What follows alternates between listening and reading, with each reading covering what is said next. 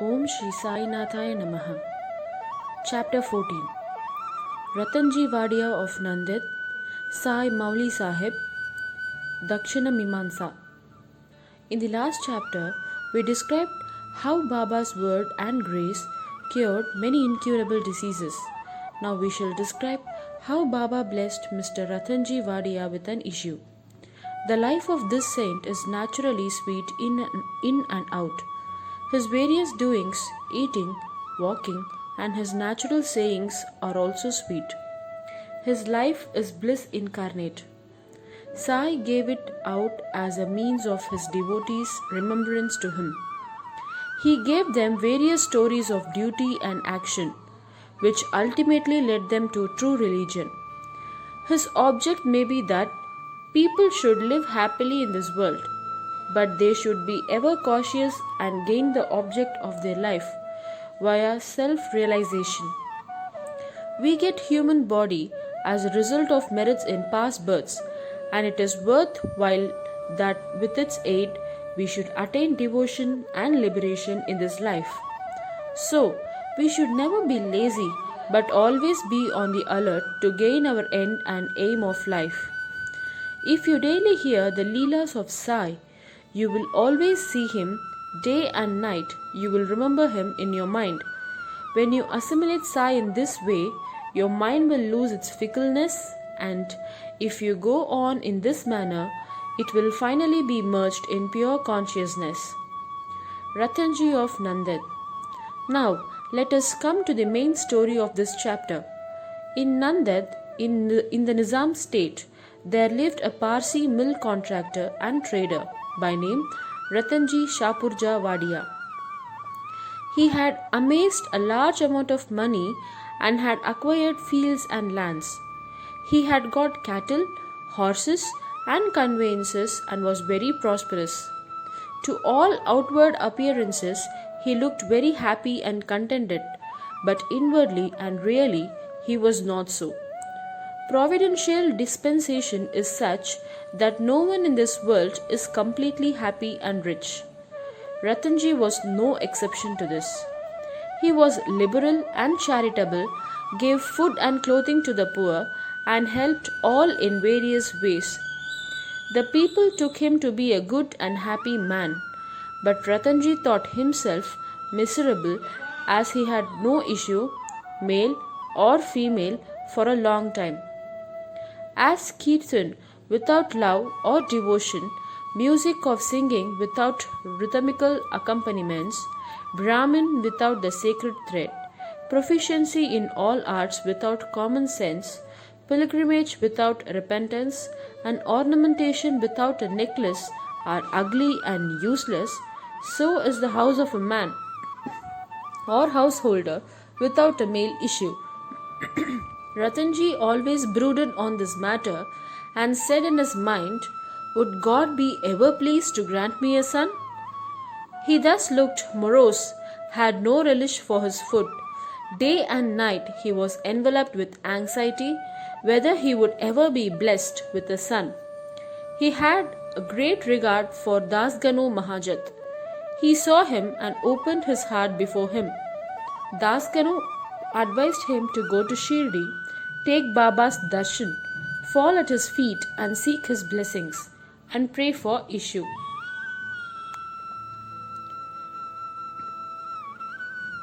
Ratanji liked the idea and decided to go to Shirdi. After some days, he went to Shirdi, took Baba's darshana and fell at his feet. Then opening a basket, he took out a beautiful garland of flowers and placed it around Baba's neck and offered him a basket of fruits. With great respect, he then sat near Baba and prayed to him, saying, "Many persons who find themselves in difficult situations come to you, and you relieve them immediately. Hearing this, I have sought anxiously your feet. Please, therefore, do not disappoint me." Sai Baba then asked him for dakshina of ₹5, which Ratanji intended to give, but added that he had already received 14 rupees from him and that he should pay the balance only. Hearing this, Ratanji was rather puzzled. He could not make out as to what Baba meant. That was the first time he thought that he went to Shirdi, and how was it that Baba said that he had earlier got the said amount from him? He could not solve the riddle, but he sat at Baba's feet and gave the balance of Dakshina asked for, explained to Baba fully as to why he came and sought his help, and prayed that Baba should bless him with a son. Baba was moved and told him not to be worried, and that thenceforward his bad days he had ended. He then gave him Udi, placed his hand on his head, and blessed him, saying that Allah would satisfy his heart's desire. Then, after taking Baba's leave, Ratanji returned to Nanded and told Dasganu everything that took place at Shirdi. He said that everything went on well there, that he had got Baba's darshan and blessing with prasad, but there was one thing which he could not understand. Baba said to him that he had got 14 rupees before. Please explain as to what Baba meant by this remark. He said to Dasganu, I never went to Shirdi before, and how could I give him the sum to which Baba referred? To Dasganu also it was a puzzle, and he pondered much over it for a long time. Some time afterwards it struck him that Ratanji had received some days ago a Mahomedan saint by name Mauli Sahib in his house, and had spent some money for his reception. This Mauli Sahib was Coolie saint, well known to the people of Nanded. When Ratanji decided to go to Shirdi, Mauli Sahib accidentally came to Ratanji's house. Ratanji knew him and loved him, so he gave a small party in his honor. Dasganu got from Ratanji the yadi or memo of expenses of this reception, and everybody was wonderstruck to see that the expenses amounted to exactly 14 rupees and nothing more, nothing less. They all came to know that Baba was omniscient, that thought he lived in Shirdi. He knew what happened outside far away from Shirdi. In fact, he knew the past, present and future, and could identify himself, heart and soul, with anybody. In this particular instance, how could he know the reception given to Mauli Sahib and the amount spent therefore, unless he could identify himself with him and be one with him? Ratanji was satisfied with his explanation, and his faith in Baba was confirmed and increased. In due time afterwards, he was blessed with a son, and his joy knew no bounds. It is said that he had in all a dozen issues, out of which only 4 survived. In a footnote towards the end of this chapter, it is stated that Baba told Rao Bahadur Hari Vinayak Sate after the death of his first wife to remarry, and that he would get a son. R.B. Sate married second time. The first 2 issues by his wife were daughters, and he therefore felt very discontent. But the third issue was a son. Baba's word did turn out true, and he was satisfied. Dakshina Mimansa. Now we shall close this chapter with a few remarks about Dakshina. It is a well-known fact that Baba always asked for Dakshina from people who went to see him. Somebody may ask a question: if Baba was a fakir and perfectly non-attached, why should he ask for Dakshina and care for money? We shall consider this question broadly now. For a long time, Baba did not accept anything. He stored burnt matches and filled his pocket with them. He never asked anything from anybody, whether he be a devotee or otherwise. If anybody placed before him a piece or 2, he purchased oil or tobacco. He was fond of tobacco, for he always smoked a beedi or chilim. Then some persons thought that they could not see the saints empty-handed, and they therefore placed some copper coins before Baba. If a piece was placed before him, he used to pocket it. If it was a 2-piece coin, it was returned immediately. Then, after Baba's fame had spread far and wide, people began to flock in numbers, and Baba began to ask dakshina from them. It is said in the Shruti that puja of the gods is not complete unless a golden coin was offered. If a coin was necessary in the puja of the gods, why should it not be so in the puja of saints also? Ultimately, the Shastras laid it down that when one goes to see a god, a king, a saint, or a guru, he should not go empty-handed. He should offer something, preferably a coin or money. In this connection, we may notice the precepts recommended by the Upanishads. Brihadarayan Upanishad says that Lord Prajapati advised the gods, men, and demons by one letter, Da. The gods understood by this letter that they should practice Dhamma, that is self-control. The men thought or understood that they should practice Dhana, that is charity. The demons understood that they should practice Daya, that is compassion. To men, charity or giving was recommended. The teacher in the Taittiriya Upanishad exhorts its pupil to practice charity and other virtues. Regarding charity, he says, give with faith, give with magnanimity, that is liberally, give with modesty, with awe, with sympathy. In order to teach the devotees the lesson of charity and to remove their attachment to money and thus to purify their minds, Baba extracted dakshina from them. But there was this peculiarity, as Baba said, that he had to give back 100 times more of what he received. There are many instances in which this has happened. To quote as instance, Mr. Ganapatrao Bodas, the famous actor, says in his Marathi autobiography that on Baba's pressing him often and often for dakshina, he emptied his money bag before him.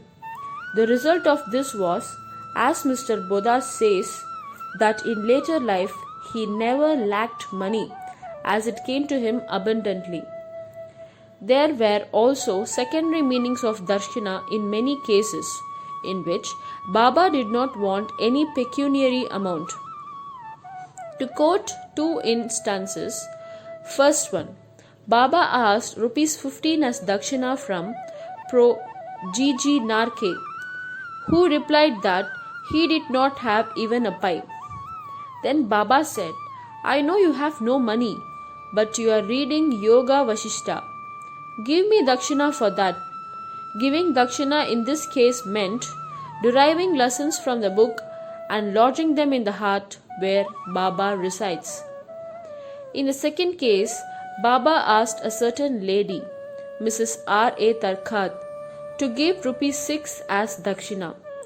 The lady felt pained and she had nothing to give.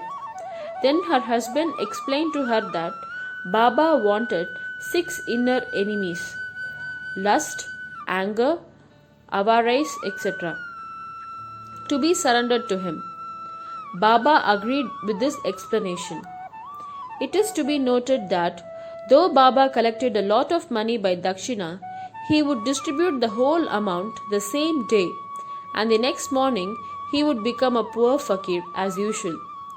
When Baba took his Mahasamadhi, after receiving thousands and thousands of rupees as dakshina for about 10 years, he had only a few rupees in his possession. In short, Baba's main object in taking dakshina from his devotees was to teach them the lessons of renunciation and purification. Postscript. Mr. B.V. Dio of Thana, retired Mamlatdar and great devotee of Baba, has written an article on this subject, that is about dakshina, in Sri Sai Leela magazine, volume 7, page number 6/26, in which he says, amongst other things, as follows: Baba did not ask dakshina from all. If some gave dakshina without being asked, he sometimes accepted it, and at other times he refused it. He asked it from certain devotees only. He never demanded it from those devotees who thought in their minds that Baba should ask them for it, and then they should pay for it. If anybody offered it against his wish, he never touched it, and if he kept it there, he asked him to take it away. He asked for small or big amounts from devotees according to their wish, devotion, and convenience. He asked it even from women and children. He never asked all the rich for it, nor from all the poor.